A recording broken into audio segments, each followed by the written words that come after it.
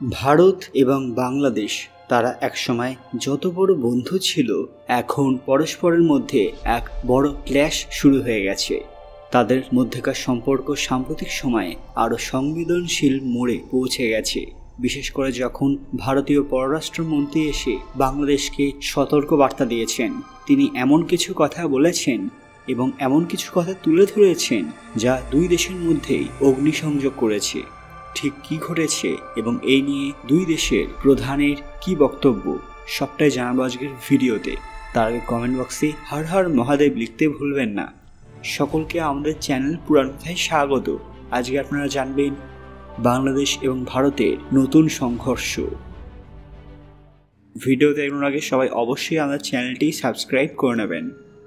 ভারতের পররাষ্ট্রমন্ত্রী এস জয়শঙ্কর সম্প্রতি বাংলাদেশকে কৌশলগত সতর্ক বার্তা দিয়েছেন।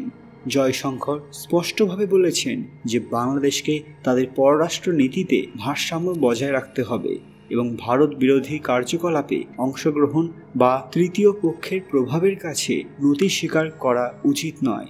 বিশেষ করে বাংলাদেশ মালদ্বীপ চীন সম্পর্কের নতুন সমীকরণ, বাংলাদেশে পাকিস্তানের প্রভাব বৃদ্ধির চেষ্টা এবং রোহিঙ্গা ইস্যুতে ভারতের সহযোগিতা চেয়ে দ্বৈত নীতি গ্রহণের বিষয়টি ভারতকে উদ্বিগ্ন করেছে।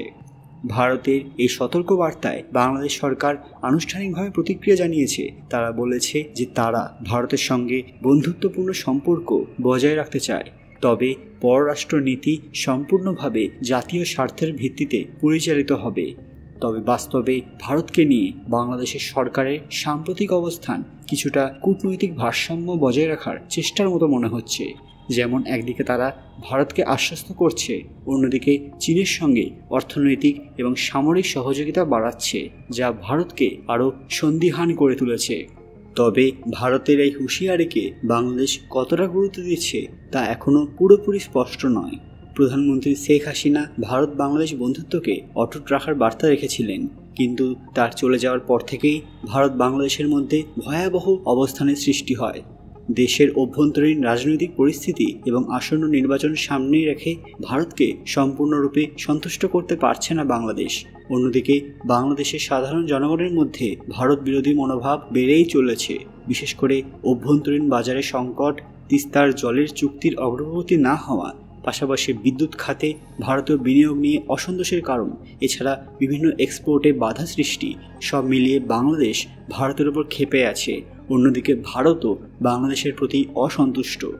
পর্যবেক্ষকদের মতে ভারত এখন বাংলাদেশকে কঠোর বার্তা দিতে শুরু করেছে। বিশেষ করে সাম্প্রতিক রাজনৈতিক অস্থিরতা এবং বাংলাদেশের চীনের প্রতি ঘনিষ্ঠতা বৃদ্ধি পাওয়ার পরিপ্রেক্ষিতে প্রশ্ন হলো, বাংলাদেশ কি এবার ভারতকে গুরুত্ব দিচ্ছে? কূটনৈতিকভাবে হয়তো ভারতকে বাংলাদেশ সরাসরি চ্যালেঞ্জ করতে চাইবে না, তবে দীর্ঘমেয়াদে ভারত বাংলাদেশ সম্পর্কের ভবিষ্যৎ নির্ভর করছে বাংলাদেশের পররাষ্ট্রনীতির ভারসাম্যের ওপর। ভারত যদি দেখে যে বাংলাদেশ তাদের কথায় গুরুত্ব দিচ্ছে না, তাহলে ভবিষ্যতে দিল্লির কৌশল আরও কঠোর হতে পারে, যা বাংলাদেশের জন্য অবশ্যই বিপজ্জনক হবে। বাংলাদেশ হঠাৎ এস জয়শঙ্করের বক্তব্যকে কেন ভয় পাচ্ছে? তারা কি এর মধ্যে ভারতের প্রধানমন্ত্রী নরেন্দ্র মোদীর কোনো কথা শুনতে পাচ্ছে? রাজনৈতিক, অর্থনৈতিক এবং কৌশলগত সম্পর্কের উপর এই কথাগুলো অত্যন্ত নির্ভরশীল।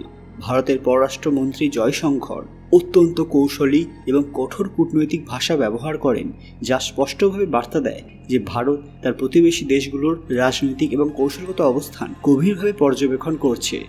ভারত বাংলাদেশ সীমান্ত সমস্যা দীর্ঘদিনের, বিশেষ করে বিএসএফের গুলি চালানো, অনুপ্রবেশ ইত্যাদি বিষয়ে বাংলাদেশ সবসময় কূটনৈতিক সমাধান খোঁজে।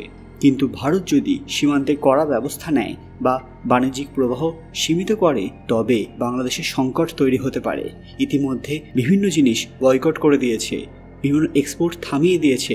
তাতেই বাংলাদেশের যে অবস্থা হয়েছে, ভবিষ্যতে এটা আরও খারাপ হবে।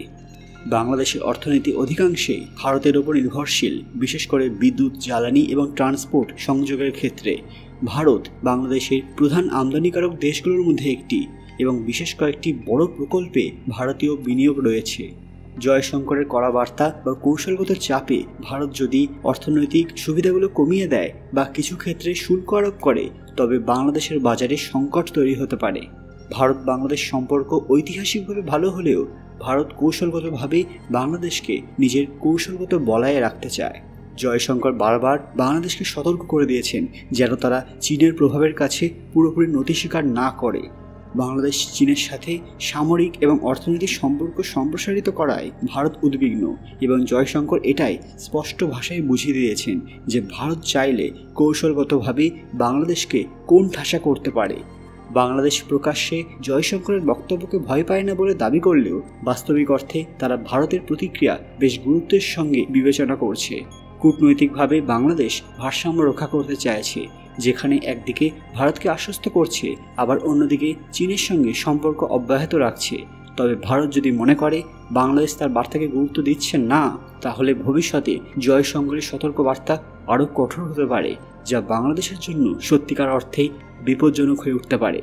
বন্ধুরা, ভারত কি এটা সঠিক কাজ করেছে? আপনাদের মূল্যবান মতামত কমেন্ট বক্সে অবশ্যই জানাবেন। আজকের ভিডিওটি লাইক করবেন এবং শেয়ার করে সবাইকে দেখার সুযোগ করে দেবেন। কমেন্ট বক্সে ভক্তির সঙ্গে হর হর মহাদেব লিখতে ভুলবেন না। আরও এরকম দরকারি আপডেট পেতে পুরাণ কথা অফিসিয়াল চ্যানেলটি মনে করে সাবস্ক্রাইব করে নেবেন। খুব তাড়াতাড়ি ফিরে আসবে একটি দরকারি ভিডিও নিয়ে। ততক্ষণ আপনারা এই ভিডিওগুলো দেখতে পারেন। ধন্যবাদ।